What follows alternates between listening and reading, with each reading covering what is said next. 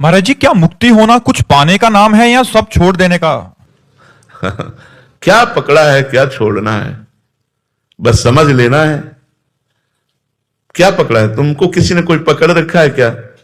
या तुमने क्या पकड़ा है? क्या पकड़े हो तुम? शरीर को केवल पकड़े हो अहम से। इसको छोड़ देना ही आनंद समुद्र में डूब जाना है।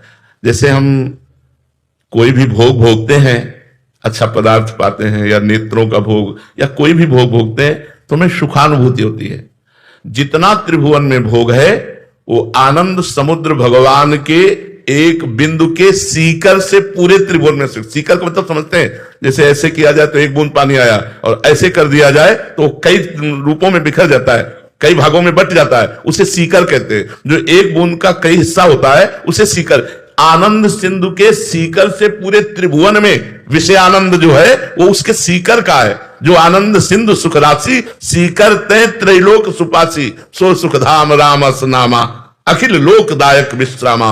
जब हमारा मन उस परमात्मा में डूबने लगता है, शरीर और संसार का विस्मरण करके, उसी को मोक्ष कहते हैं। शरीर संसार की स्मृति न रहना, आत्मस्वरूप भगवान में रति हो जाना, या आत्मस्वरूप में रति हो जाना, वो परमानंद। परमानंद क्या है आप समझ ही नहीं सकते, क्योंकि बुद्धि प्राकृतिक है। जब तक साधना नहीं करेंगे तो परमानंद का, जब भजन शुरू होता है ना, असली में भजन होने लगता है, तो इतना आनंद होता है कि रोने का मन होता है। क्यों रो रहे हैं कुछ पता नहीं, बस आनंद में रो रहे हैं। एक आनंद की उमगन, जिसमें मान अपमान सुख दुख लाभ हानि निंदा स्तुति ये सब कुछ भूल करके एक परमानंद स्थिति, एक महान आनंदमय स्थिति, उसका नाम मोक्ष है। जो महान आनंद, अखंड आनंद, विज्ञान आनंद, परमानंद जिसको कहा गया। अब अपने विषयानंद से नहीं हट पा रहे तो परमानंद को क्या प्राप्त कर पाएंगे? पहले साधना करें जिससे हमारा विषय रस छूटे, तो हम भगवान की तरफ आगे बढ़े। अभी तो शरीर ही के सुख दुख में फंसे हैं। अभी मान अपमान लाभ हानि कुछ छोड़ना नहीं है।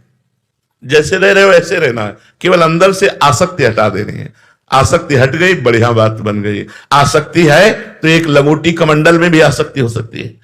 आसक्ति बकाया रही तो महाराज भरत की मृग में आसक्ति हो गई, और अगला जन्म मृग का हुआ। और अनासक्त है तो चक्रवर्ती सम्राट महाराज अम्बरीश जी सम्राट है, रानी पुत्र परिवार, लेकिन अनासक्त है, भगवान के प्रेम में निरंतर डूबे रहते हैं। तो मोक्ष का मतलब है जीवत्व का त्याग, देहाभिमान का त्याग, सच्चिदानंद स्वरूप में स्थिति, आत्म स्वरूप में स्थिति। समझ रहे ना जी?